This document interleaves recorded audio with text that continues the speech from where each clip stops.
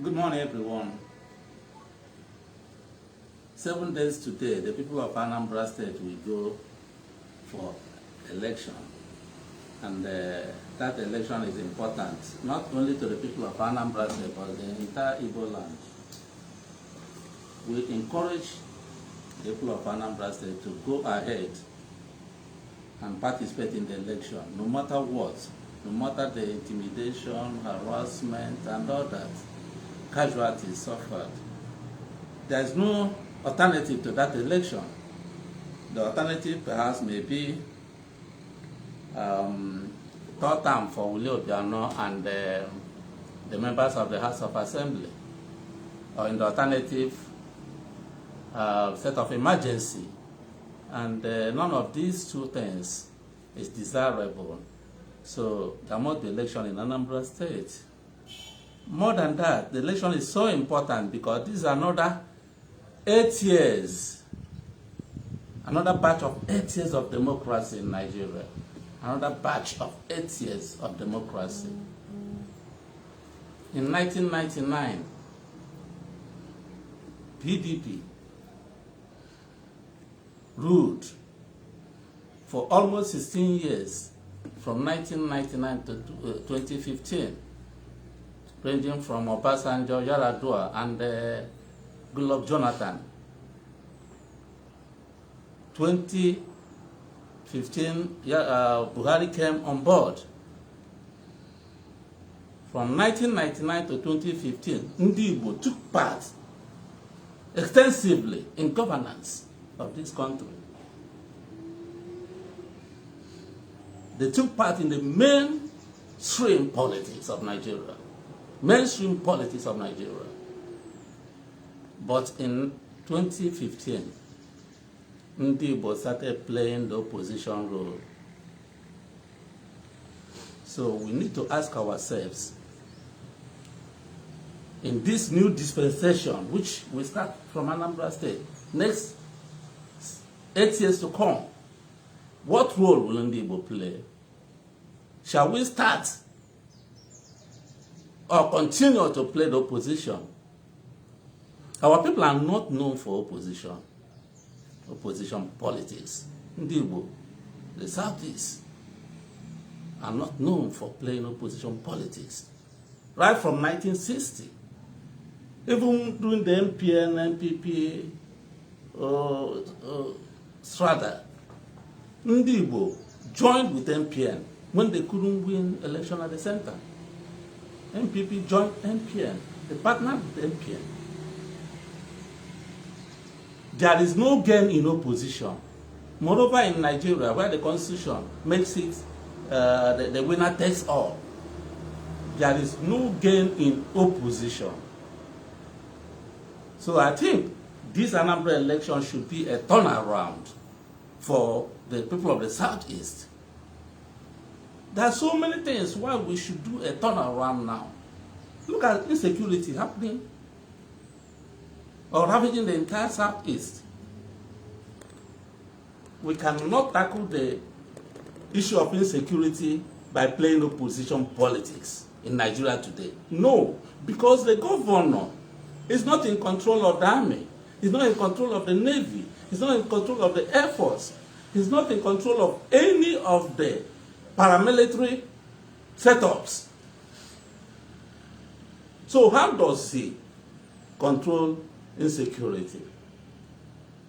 There are some opposition governors that don't have access to the president for their entire term in office. They don't have access, they can't sit one-on-one with the president until they leave office. Our politicians in the Southeast are not doing well enough. They are self-centered.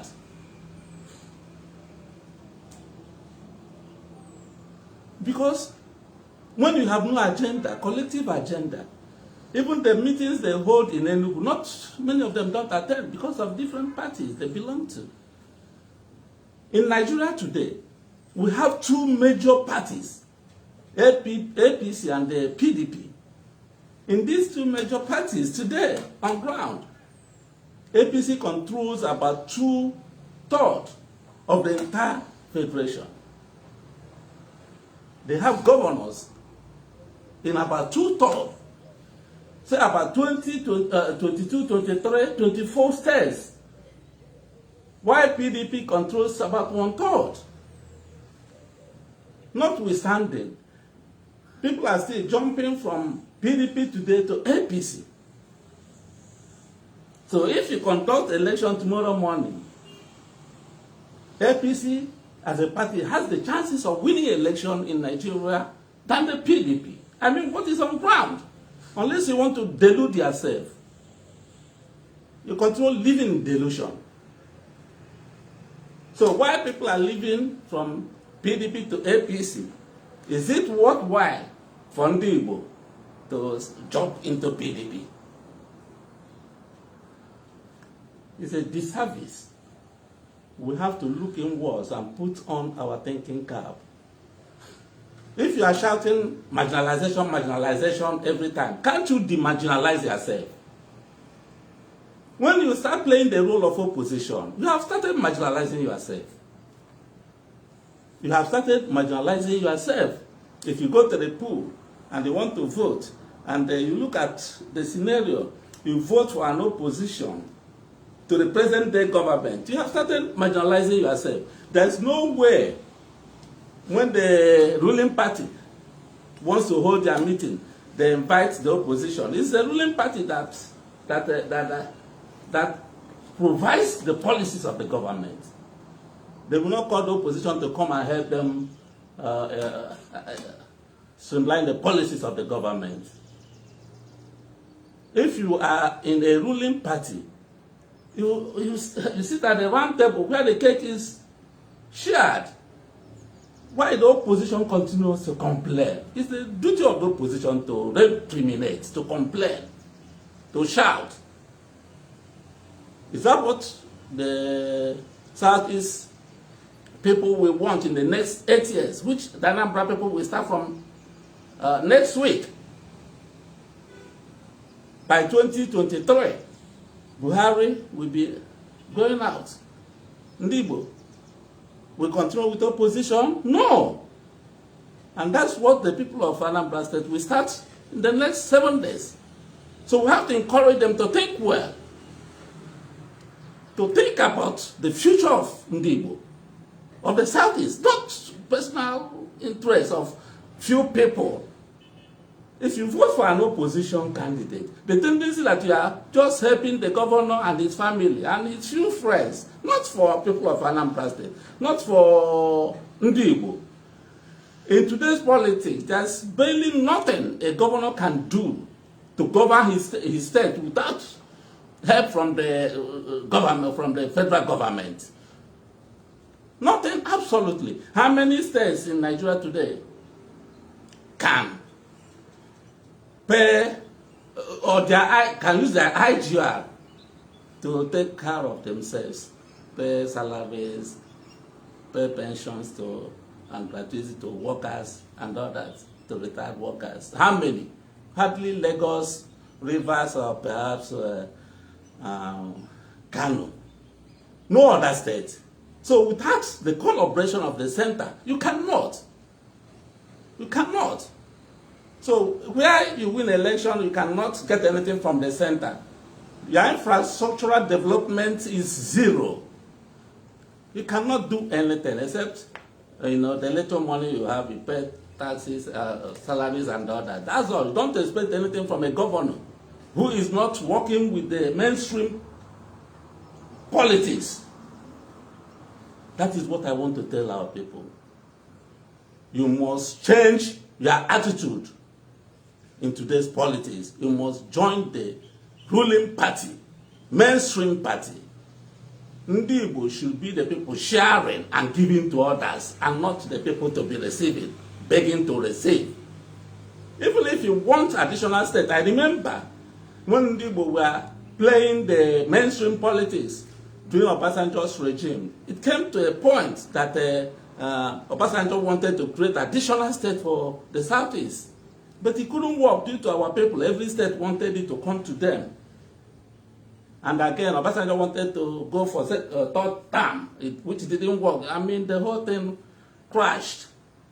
If all the 5 Eastern governors can go to APC now, tomorrow, the idea of having another state for the Southeast can come up because all of you are there. You are there in the presence of the president. Nobody will marginalize you because if the cake is on the table, everybody, all of you are there. You take your share, I take my share. But if you are not there, you are in the house because you can't attend the meeting.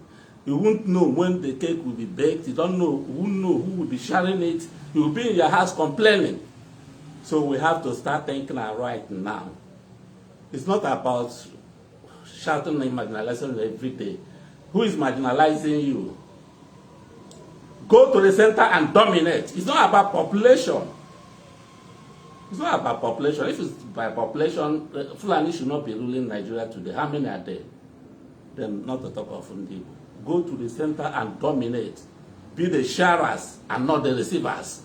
And you can't do this if you are in no position. Okay, take for instance, the entire North, 19 states have 2 parties governing them, APC, PDP. The West, Southwest, 2 parties governing them, APC, PDP.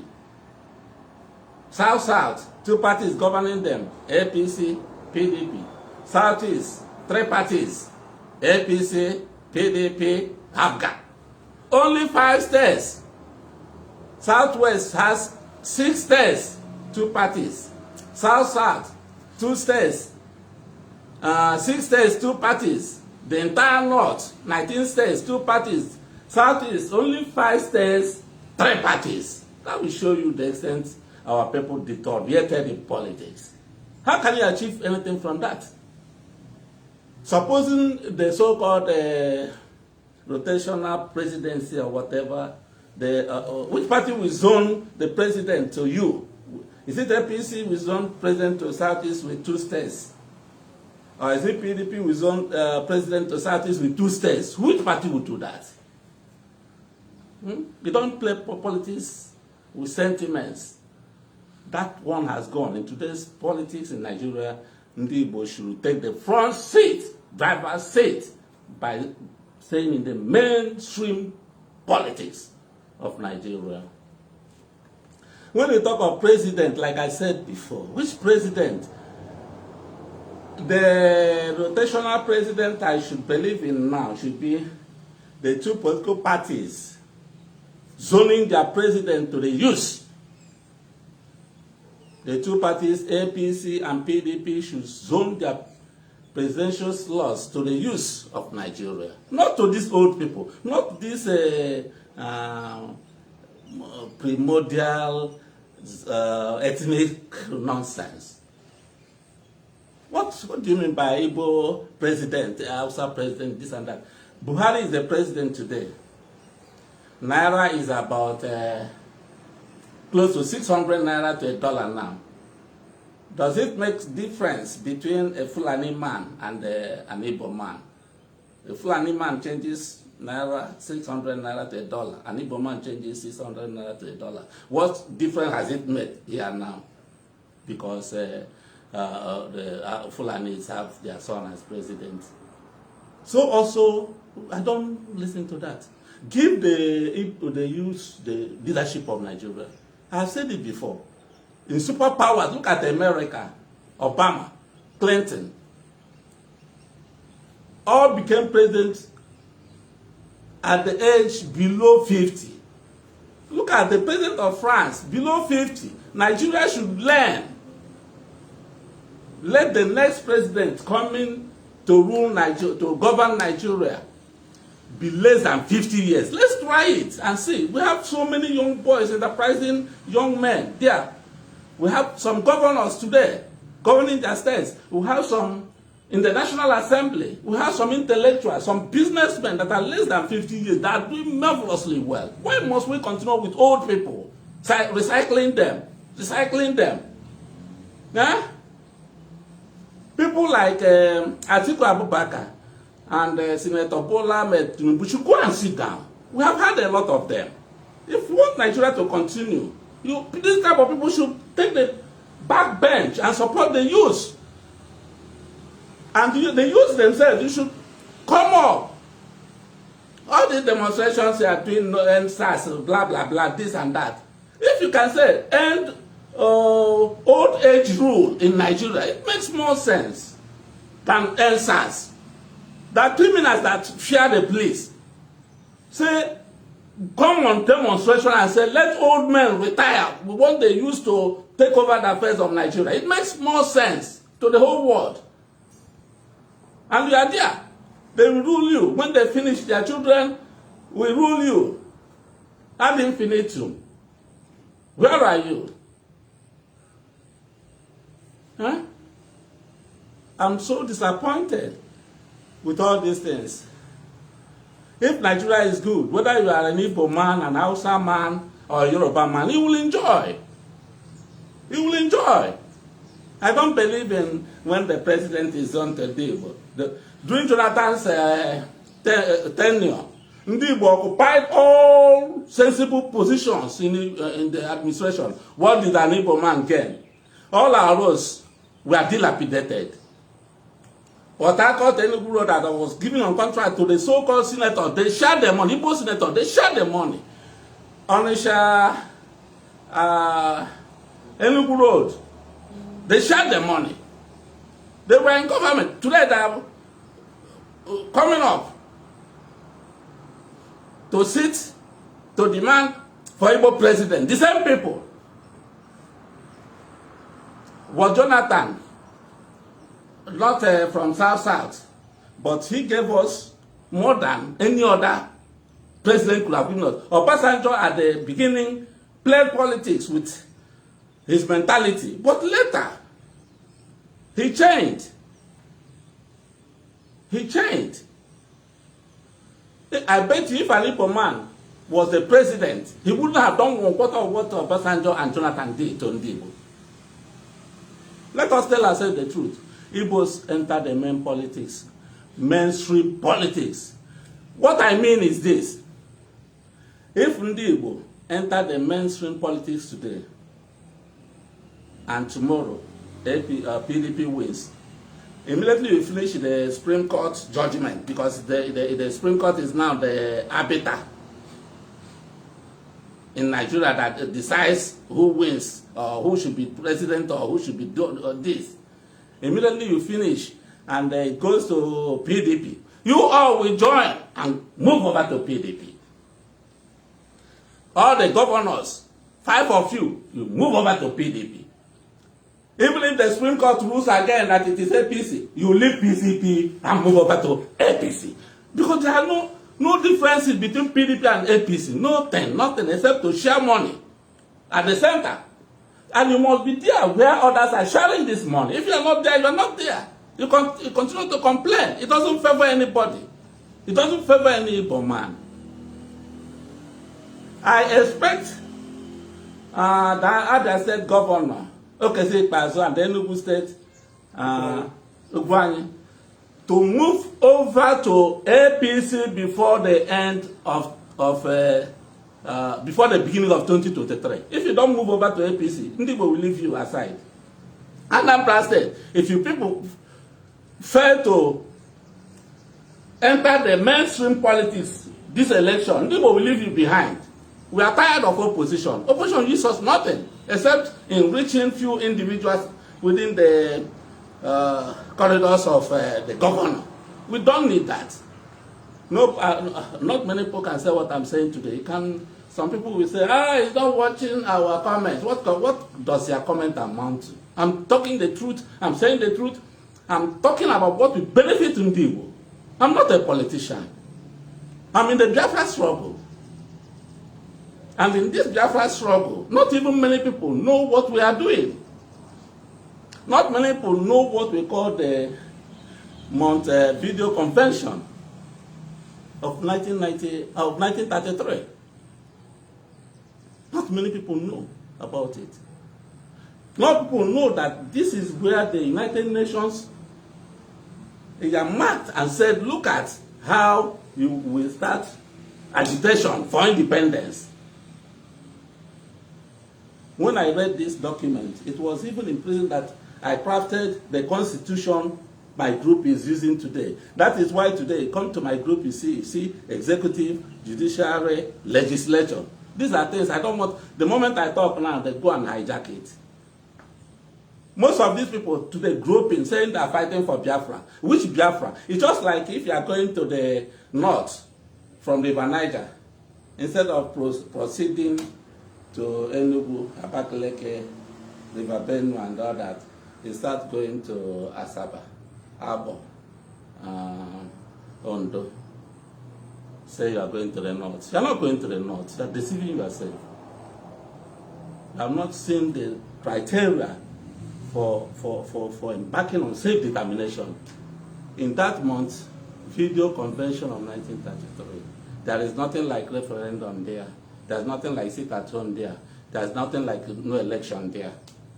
But some people who say they're fighting for Biafra, clamoring in all these three things, which I started, single-handedly started years back and done them when I saw that they are not relevant to the pursuit of independence.